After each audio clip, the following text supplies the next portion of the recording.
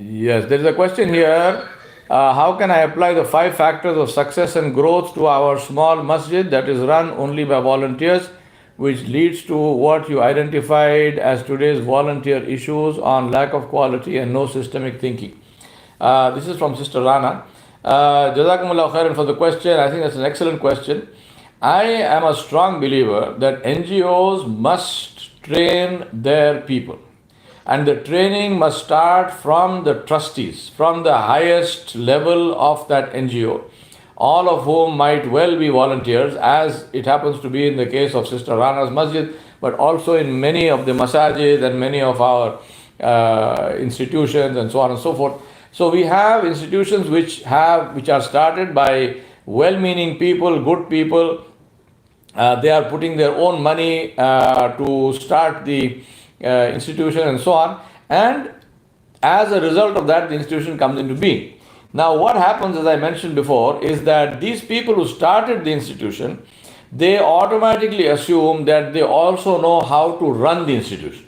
Now, there is a difference between how you want to run the institution and how you actually run the institution. I mean, this is something to be kept in mind. Now, I may have certain aims and aspirations that I have started this institution. I would like it to run like this. For example, I might say I would like the institution to run in a way where people collaborate, where conflict management is done, where people deal with each other with understanding, with brotherhood. I might have all these good aims, right? However, none of this is going to happen if you do not have the training for that. So if you say, I would like people to resolve conflicts in a positive way, believe me, it does not happen by itself.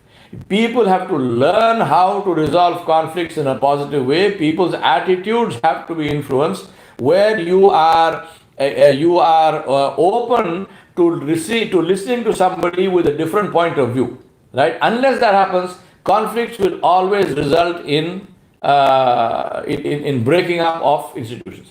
So training is very, very important. So whether it's a small masjid, big masjid, whether it's a national association or whatever, or an international one or a local one, it is essential that we train the people who are involved in that NGO from the highest level down. Point number one. Point number two, the reason why people at the highest level resist training, one is, as I mentioned before, because they are the founders, so they feel somehow that, because I am the founder, I know everything. Second thing is also with respect to the ulama. There are many Muslim institutions, obviously masajid, this, that, which are populated, the highest levels are populated by ulama.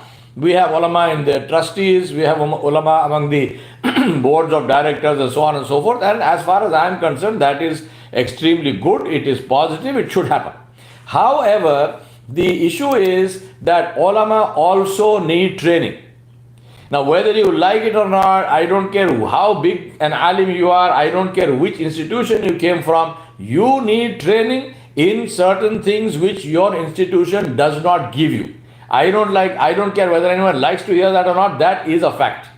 And I can give you the proof of the number of ulama organizations which have split into smithereens, which have split into bits and pieces, where no other person is involved. This is a Jamiatul Ulama, this is a different kind of ulama. I don't mean the Jamiat in India, I mean everywhere. And of course, Jamiat in India also is a victim of that, it's split into two. I'm talking about big Darul Ulooms, I'm talking about Tanzimat, which have split, even though they are populated only by ulama, and many of those ulama from some of the premier institutes in the world.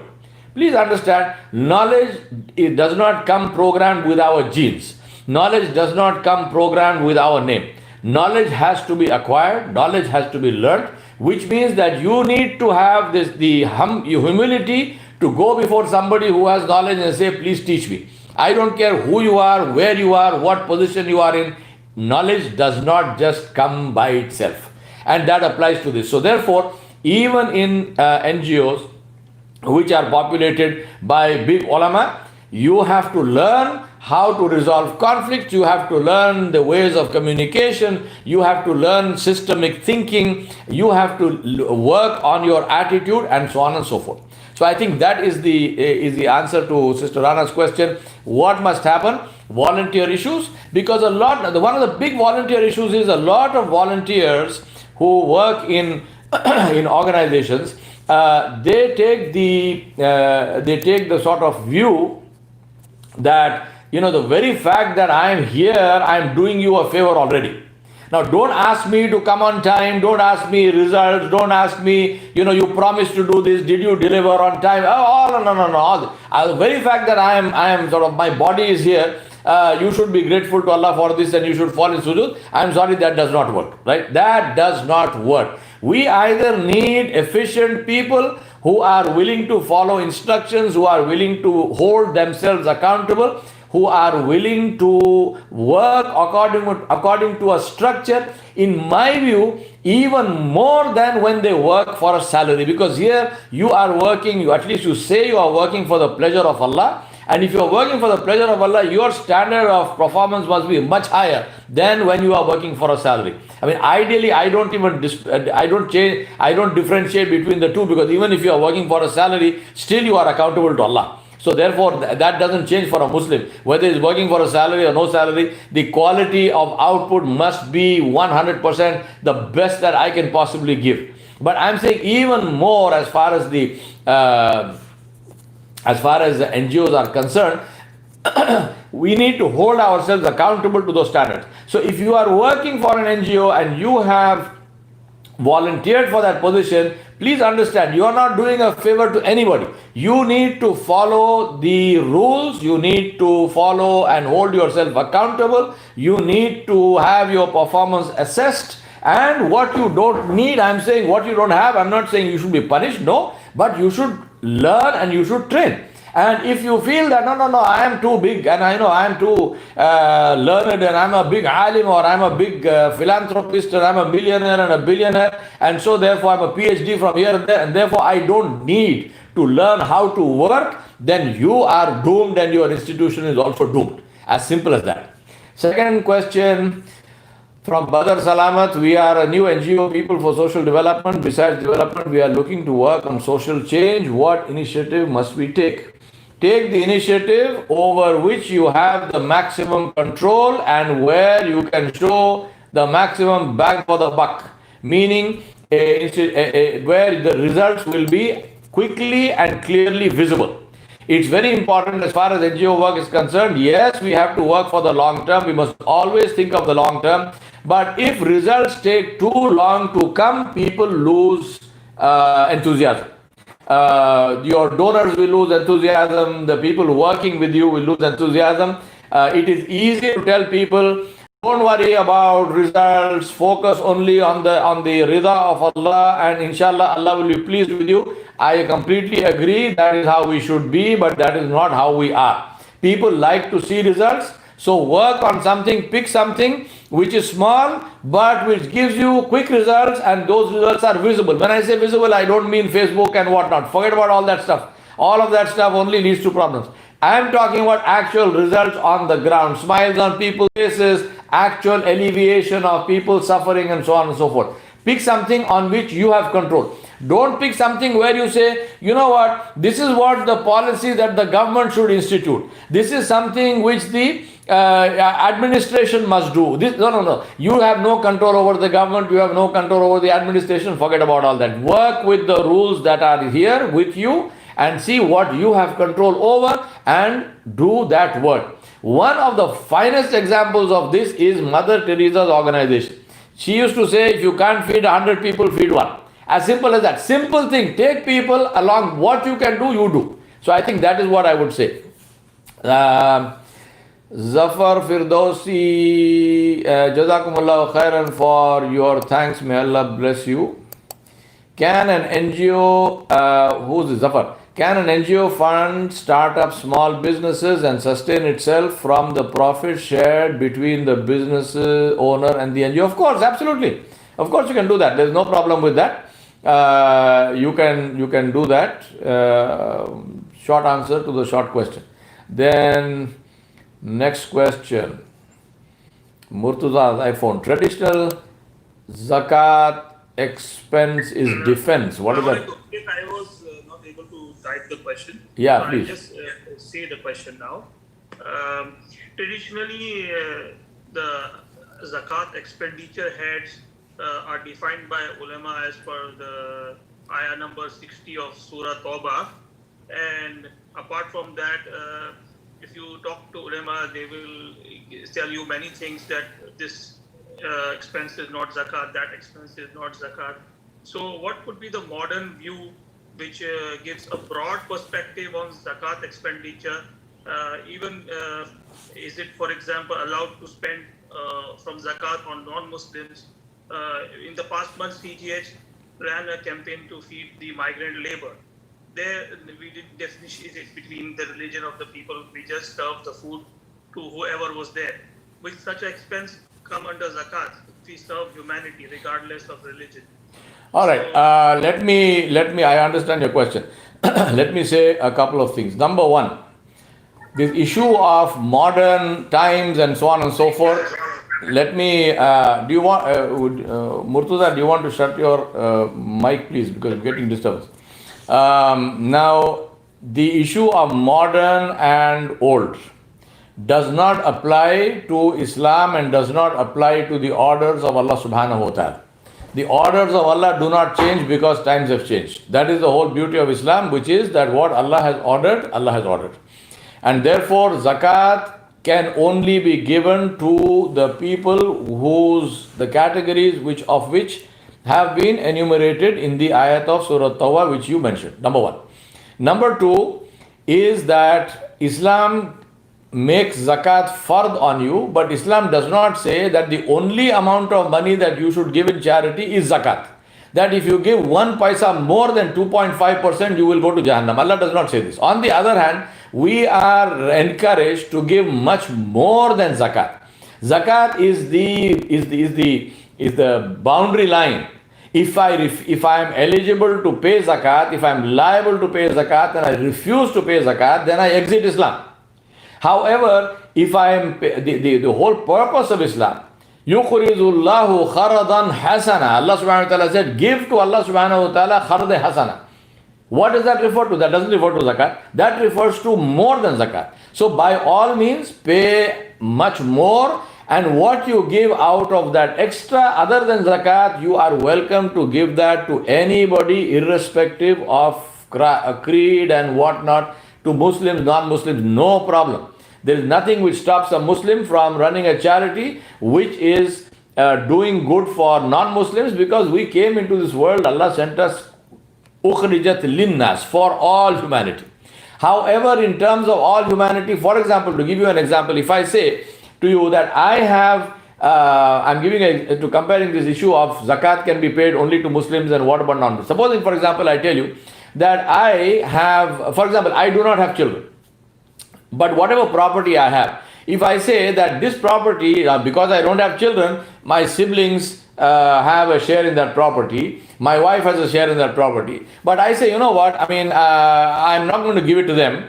I want to give this property to some other people who are in need, right? My wife is not in need, my siblings are not in need, alhamdulillah, they are well off. So I will not give, I will deny, I will write a will to say that my property should not be given to my siblings or my wife, which is how Allah subhanahu wa ta'ala ordered it, because in my view, modern view, current view, my current situation view, they are not in need, so I will give my property to some other people who are in need. Is this permissible? No, it's not permissible.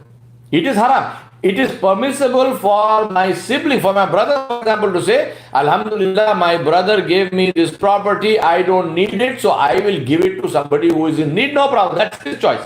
But I can take only 33% of my wealth. 33% I can will it to somebody who does not normally inherit according to the Sharia, according to the Quran and Sunnah. Rest of it, 66%, belongs to those who Allah subhanahu wa ta'ala designated as heirs. It cannot go to anybody. I have no choice on that. It cannot go to anybody else, whether anybody else is in need or not in need. It is up to the others. If they want to give it, they can give it. Same principle. Zakat is only 2.5% of your savings. Right? It is not income, it is on your savings which have been in your possession for 1 year, 12 months, and even in those savings, it is on your cash and it is on your gold and silver. There is no zakat on diamonds and jewels and so on. Now, just that 2.5% is divided into 8 different categories. And Allah subhanahu wa ta'ala told us that this may be given to people from those categories, provided those people are eligible to receive it. So there is a 2 parts to the zakat. One is to whom it can be given and on what basis. So those people have to be people who are eligible to receive that zakat. Now, what about non-Muslims? Most welcome, as I said, please give more. But this 2.5% is like my inheritance. I say my inheritance. What about non-Muslims? Give it to anybody. But those people who are entitled, they are entitled because Allah made them entitled. You cannot deprive them by giving somebody else. Number two, the example that you gave, which is feeding the migrant labor when they were in need. Now there, what I would say is that another principle of the Sharia comes into play, which is the principle of zarura. And that principle of zarura is that when there is a need which is a matter literally of life and death, as it was in the case of the migrant labor, then all rules are suspended, we help them. So no matter what, whether it was zakat money or no zakat money, alhamdulillah, you fed them, insha'Allahul musta'an, what you did was right, and this was no problem. But that does not change the actual rule. For example, if I am dying of hunger and if my life is at stake, then I am permitted, if pork is the only thing available, then I am permitted to eat pork. But does that change the rule about the prohibition of pork? No. That is applicable to that one situation where I needed to eat that pork in order to save my life, because in Islam, saving of life is the number one priority. That is the reason why suicide is haram in Islam. No matter what the situation, you are not permitted to commit suicide because your life is not yours. It is in trust from Allah subhanahu wa ta'ala, and to save that life is number one priority for anyone everywhere. And in order to save the life, all rules which are normally rules, and these are very, very important rules of haram and halal, are suspended if necessary to save life. So therefore, but that doesn't change the rule. So as I said, if I have to eat pork one time because my life was in danger, it does not mean now that I say, well, pork is halal for me. So every time I go now, I am ordering some spare ribs and some slavers of bacon on my breakfast. No, I can't do that. It is something which was halal for me only for that time, for that reason. So alhamdulillah, you did a good job, which with regard to feeding of those people. It was a terrible situation. May Allah protect us from all such situations in the future. And but the rule as far as the payment of zakat is concerned, zakat is payable only to those categories of people which Allah subhanahu wa ta'ala mentioned in the Quran. Any other questions? There was a question, I have a question continuation of that. You mentioned in your lecture, the recorded lecture, that if we give zakat to a person for a particular purpose, we cannot force him to spend only on that purpose. Yeah. But if suppose we were as an NGO giving funds for education, for example, to students, and if the student did not spend on education, but he spent on something else, then how will that work? Right. Okay. Good. Very, very good question. Number one, one of the conditions of zakat. There are two conditions. One is the zakat has to be given to somebody who is eligible to receive it, meaning that the person's nisab, amount of wealth they have, is less than the minimum amount, so they are eligible to receive zakat. Number one. Number two condition is that person, the recipient of zakat, must be made completely and independently the owner of that amount. So for example, if I give my zakat to you and you are eligible to receive the zakat, that is one condition which is met, then I have to give the zakat to you I can recommend to you and say, Murtuza, please spend this only for this reason. But now in your house, for example, your relative, your mother, may Allah keep all of you safe, but as an example I'm saying, supposing you say that I got this money for education from this zakat institution, but in my house my mother is needs critical medical treatment for which I have no money, so I am not going to use this money for that education for the purpose for which it was given, but I will use it for my mother's treatment. Do you have the right to do that? Yes. If you have done that, are you in violation of the orders of Allah? No. Right? So I'm not saying that the person taking the zakat money is going and he is, running away. But Azhar, I'm getting a thing saying a meeting will end in 10 minutes. Huh? I'm not saying you're running away, but I'm saying that the issue of use, it's entirely it's the decision of the one who received the zakat. Now, your question is, now, okay, if that is the case, fine, that is the case. Now, however, as a zakat giving institution, I am giving zakat for a particular purpose. So no matter how much, what other reason you may have to spend the zakat somewhere else, I respect the fact that you have a different reason, but I am sorry, I didn't give you my zakat money for you to use there. I want you to use it for education. So what do I do as an institution? Well, you have the right to pick and choose who you will give zakat to. So, for example, if I come to you and I receive zakat, and in my case you find that I have used it elsewhere, next time don't give it to me. There is no problem. I mean, there is nothing to say that you have to give zakat to a particular individual. The rule is you have to give it to somebody who is eligible, and you have to give it in a way where that person is made the owner of that, meaning they can do whatever they like. However, you do have the discretion to decide who to give it to and who not to give it to. So by all means exercise that discretion, no problem.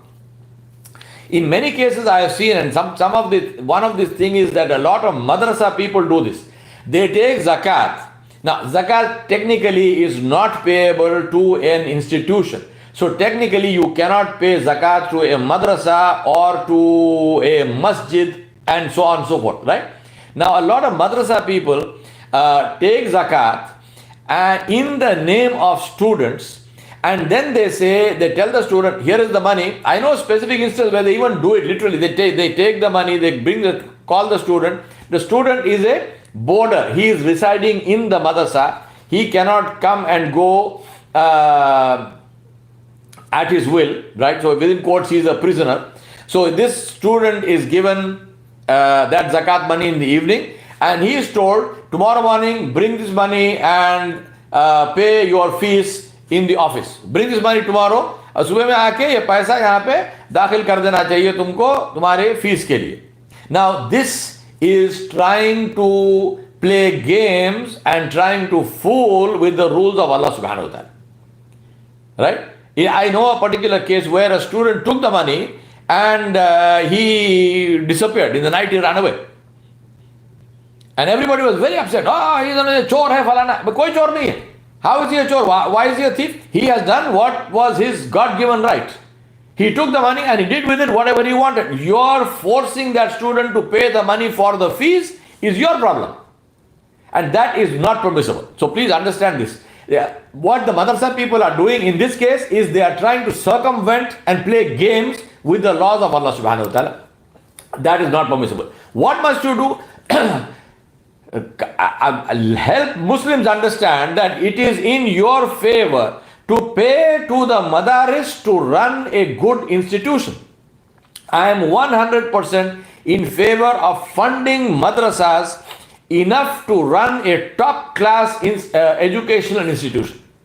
We do the opposite. We don't do that. We play these games, and most madrasas, I don't mean everyone, but most madrasas, if you look at the quality of their education, it is pathetic. The quality of education is pathetic. The quality of infrastructure is pathetic. And they say, what can we do? We have no money. Instead of that, centralize donations for madrasas. Don't have one madrasa in every gully. Have few madrasas, but top class educational institutions, and admit everybody into that. Let non-Muslims come and study in your madaris. No problem. If they want to learn Islam, teach them Islam as well. No problem. If they don't want to learn Islam, have a system there where you are imparting top class education. That will happen with money. Let people donate and let people do that. There is no need to play with zakat. Azhar is saying this meeting will end in 5 minutes. Please rejoin the meeting. Anyway, I hope you understand whatever that means. So I hope that that question is clear. And if possible, can you from Talha, if possible, can you share the document having the processes or templates that should be implemented in the NGO? Inshallah, I think Azhar will do that. Inshallah. Okay, Azhar has sent a link to rejoin this meeting, which will end in 5 minutes. So you will need to do that when this particular meeting ends. Yes, Tala, I will ask Azhar Bhai, and you can call him and ask him yourself. I hope you are well. I haven't heard from you for God knows how long, huh? Mr. Siddiqui. Any other questions? Sheikh, may I ask one more question? No. Please mute your mic. Let somebody else ask questions, and then we'll come back to you, inshallah. Otherwise, this becomes a meeting between you and me, and that is not the purpose of this meeting. That's fine. Assalamu alaikum. Jazakallah. Wa alaikum assalam wa rahmatullah. Sheikh, this is Badr Ahmad. We are new NGO. We want to ask you if you can suggest us any forums, any platforms where we can connect and collaborate to work and learn more, get more ideas, something like that. Well, I think you are asking that question in the right place. All of these people are hearing, and I suggest you put your contact link in the chat, and I will ask the people to contact you with their details. Thank you very much.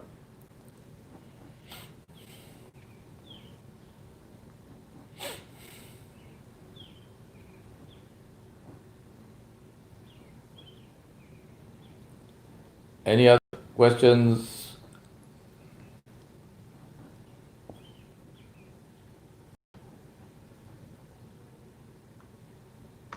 I have no question. No problem. Okay, I have a question, sir. Then wait, hold on. Let me listen to Tatsa first, because he came before you. Mr. Badr Salamat, can you please mute your mic, because we're getting background sounds. Yeah. No question. Jeeta sir.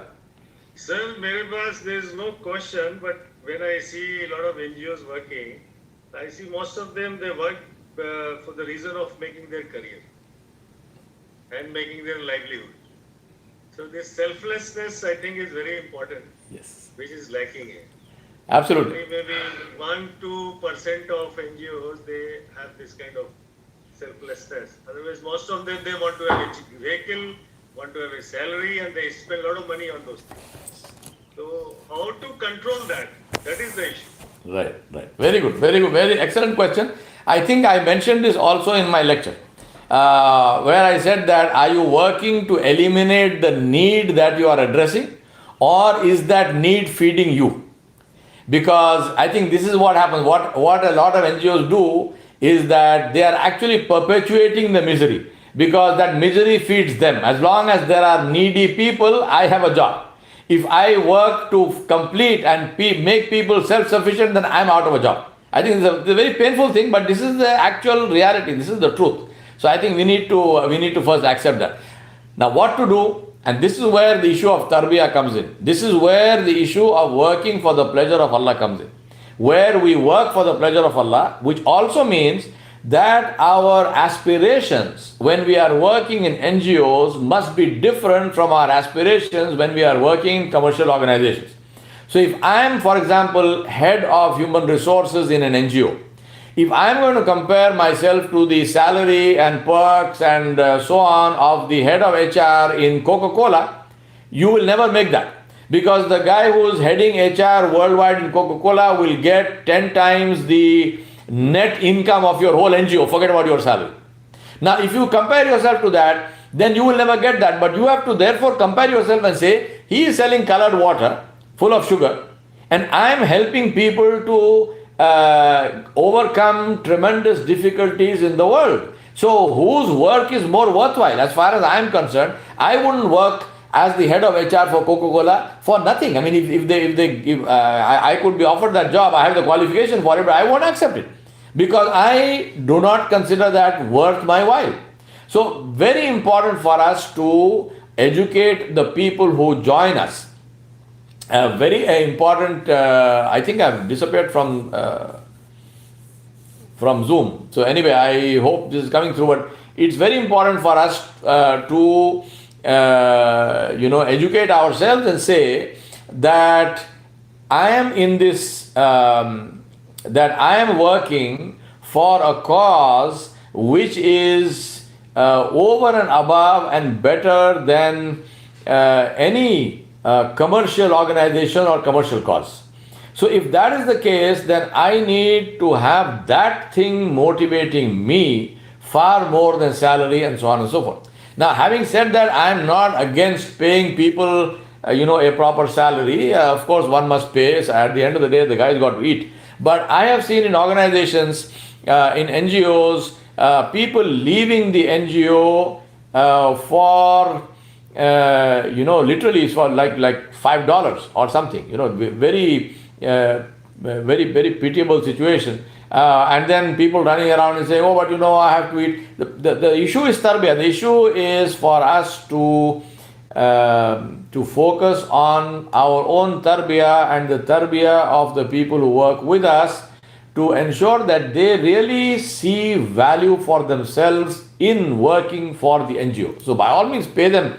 I'm not saying keep them hungry, but when you pay them, ensure, and the people getting the money must understand that the purpose of the NGO is not to support you and to support your career. The purpose of the NGO is to do the work for which the NGO has been set up. So if it is an NGO which is set up for the alleviation of poverty, you are not one of those whose poverty needs to be alleviated. We are talking about somebody else. If it is the NGO for health, we are talking about somebody else. So let us be very clear in our mind and say that this tarbiyah is very important. I mentioned training of the people who run NGOs and so on from a structural angle, meaning people who are running organizations and so on. They must learn the skills of management, but also equally important, maybe even more important, is not just the skills of management, but the whole attitude and the spirit of management, where people are doing things which are which put forward and promote the purpose of the NGO, and the job is not an end in itself for you as a worker in that NGO or as a person who's running that NGO. This happens a lot of times. I was in one place in a refugee camp in one particular place, and I saw a team of Doctors Without Borders, which is a global NGO. Right now, they came there in Toyota, Toyota Land Cruisers.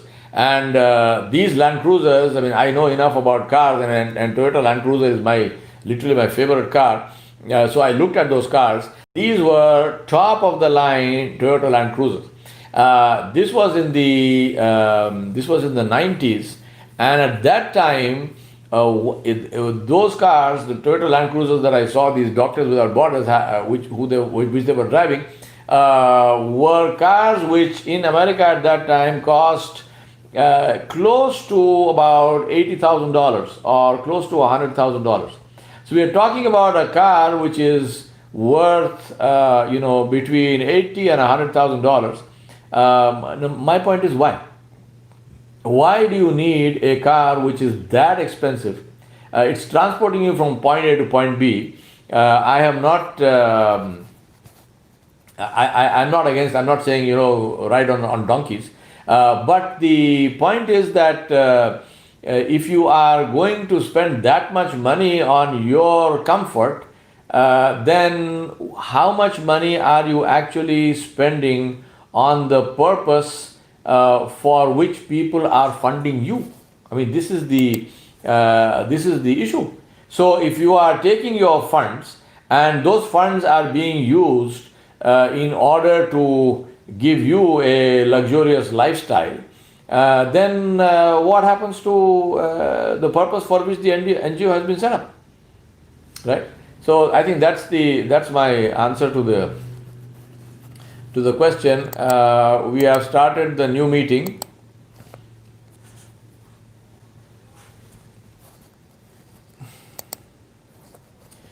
I am seeing people coming, and some of you maybe you asked me a question and I already answered that question. What I am doing simultaneously is recording what I have been saying. So even if you missed my answer to that question, which our brother Tadsab asked, the question of the fact that some people join NGOs for their own careers and so on, and my answer was that I mentioned this in my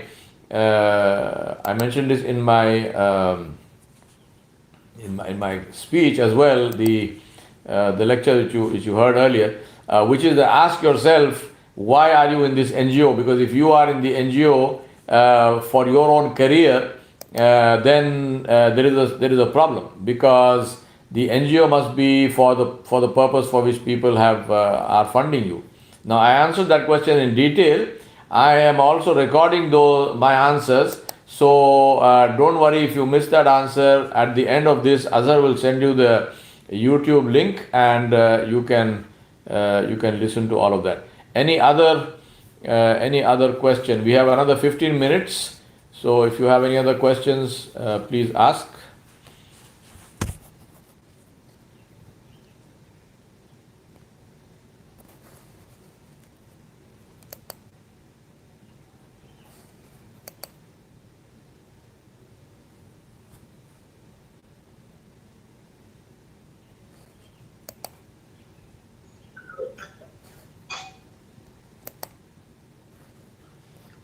Assalamu alaikum, Ya Sir. Wa alaikum salam wa rahmatullah. I am Amir from Nagpur, and we are running an NGO in Nagpur since last 1 year. And basically, we are targeting the slum areas, and we are adopting slums. And we are doing the basic survey into each household on how many members are there and what is their educational qualification, and most importantly, we are targeting what all documentation they are missing, because our aim is to connect them to the various government schemes which are available. And first of all, they don't have the awareness about those schemes, and second, there is no set platform or some support system for them to prepare their documentation. So Alhamdulillah, we have been doing this since last 1 year, and we have already collected the data, and we have applied for the schemes. One problem we are facing is that mostly in government offices there is a delay in the paperwork, and there we are facing problems of the government officials. They are deliberately delaying this process, and we are trying to say that this is purely a social work, and we are trying to help the poor. But anyway, like, since they are in some cases they are used to the bribery and such sort of stuff. So this now is a dilemma in front of us. So our work is not getting progressed. It is held up at the last stage. So in this situation, what would be your recommendation? How to handle it? How to handle this situation? Thank you. All right. I mean, how to handle what situation? Are you asking me whether you can give a bribe? No. Simple as that. Yeah. So I'm That's the asking answer. I mean, that's why, my suggestion is for everybody, please type your questions.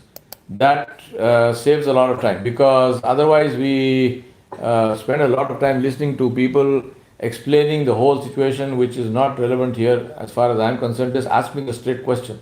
Can you give a bribe? No, you can't give a bribe. All that you described, I am well aware. I live in India also, so I don't need that description. You are asking a question whether you can give a bribe for something. No, you cannot give a bribe. Then Murtuza's phone is if NGO collects zakat, then it's also institution collects zakat, so will it be permissible? I don't understand this question. Murtuza, please type it again. If NGO collects zakat and it's also an institution that collects zakat, so will it be permissible? Will what be permissible? What are you saying? Then Azharuddin, how can I start an endowment fund in our masjid to make a sustainable source of operating capital funds? Well, starting an endowment fund is easy enough, because it's just a matter of starting the fund, meaning get some people to donate the money, and once you have a corpus, then you start a fund.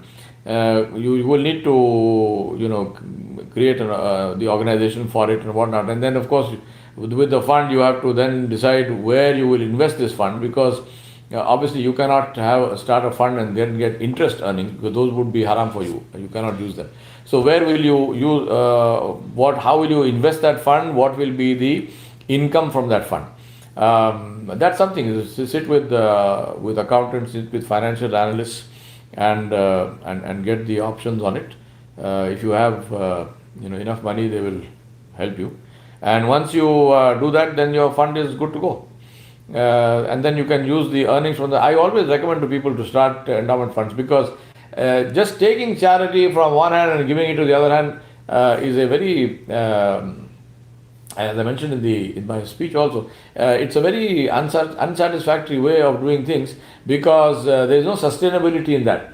And definitely it's something where no kind of long-term planning or execution of projects is possible, because every year you are living from hand to mouth. You don't know whether you will have money.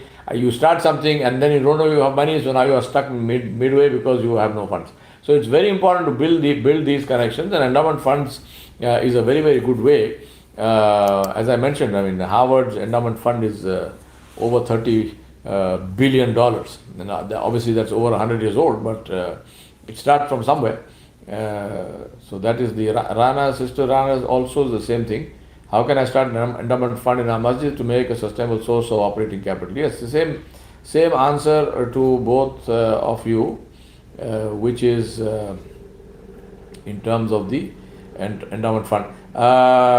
Sorry, I missed the last few minutes while trying to rejoin the meeting. No, you did not miss it. It's all recorded. It will come to you once this is over. Azhar, somebody said that the video is it's coming up as private. I sent you that message on WhatsApp. Just link bhejo please. It's not private. It's I don't know why they are getting it as private. Maybe a browser issue or something. Allah. But just please see, he's talking about the actual my video which I sent out earlier. Anybody else? See, please understand this, the answer which I gave to our brother Amir. The issue of why are you doing something? You're doing something to do good. Now, Islam does not permit us to do something haram to do something halal. So this issue of bribery, yes, I know there is bribery. We have to deal with that bribery in whatever way, in whatever way that we have to deal with it. Because by going through the process, think about this, whether it's India or any country, bribery may happen, but bribery is not officially sanctioned as part of the law. If that is sanctioned, then it becomes a fee. It's not a bribe anymore. So if somebody says you have to pay this much money to get this, then that's a fee, you pay it. But in the case of bribery, it is something which an individual or a system has created for itself. Now, we cannot succumb to that system. It doesn't matter what the system is. And saying that, oh, but you see, this is India. No. Whether it's India, whether it's Pakistan, whether it is America, whether it's what. Islam does not permit us to do something which Allah has prohibited. As simple as that. So go through the mill, apply, go right to the top. Go right to the top of the food chain, for want of a better word, and tell people this is what we are doing. We are collecting funds to help poor people, and here is this person sitting here is asking for bribes. What must I do? So go through with that. It is not something that makes it permissible for us to do something which Rasulullah Sallallahu Alaihi Wasallam cursed that thing. I mean, taking and giving of bribes is one of the things that Nabi Sallallahu Alaihi Wasallam cursed. So let us keep that in mind. I think I have answered all the questions.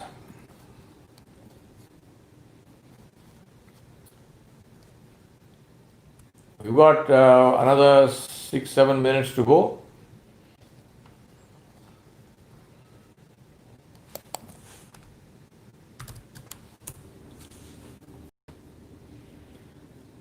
Muhammad Zulkarnain, first of all, Salam alaikum wa rahmatullahi wa barakatuh. So nice to see you after so long.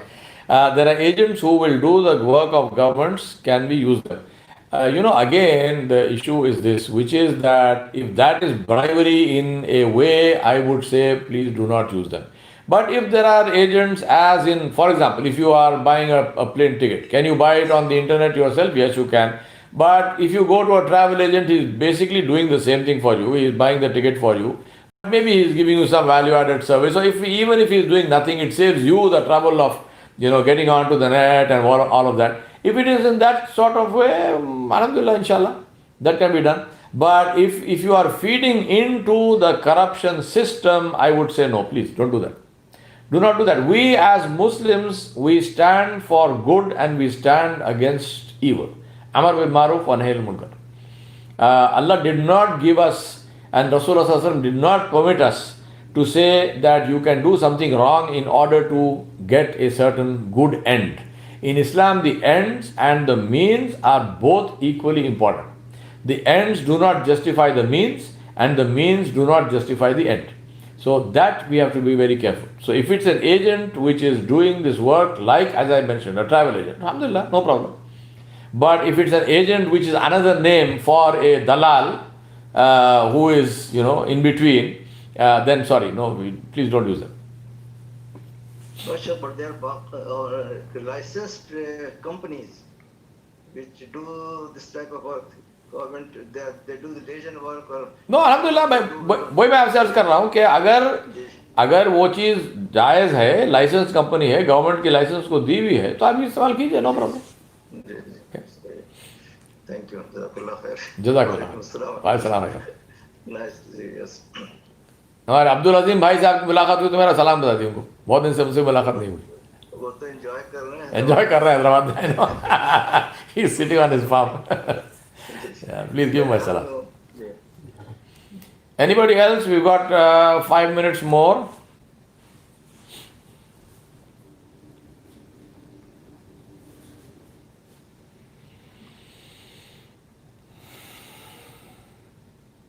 Azhar, I mentioned a document in the speech which Sister Rana has asked for. If you can please send that document to her and also to generally to everybody there. I think it might be useful for everyone.